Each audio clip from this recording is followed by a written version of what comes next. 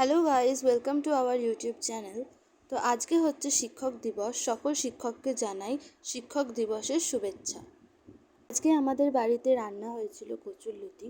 চলুন তার রেসিপিটাই আজকে আপনাদের সাথে শেয়ার করি। খুব সহজেই বানানো হয়েছিল এই রেসিপিটি। চলুন দেখা যাক কিভাবে বানানো হলো।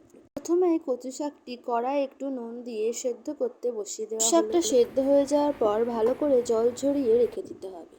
তারপর কড়ায় একটু তেল দিয়ে তার মধ্যে তেজপাতা, কালো জিরে, দুটো কাঁচা লঙ্কা, শুকনো লঙ্কা ফোড়ন দিয়ে আগে থেকে সিদ্ধ করে রাখা কচু শাকটি দিয়ে দেওয়া হলো এবং তার মধ্যে দেওয়া হলো ছোলা।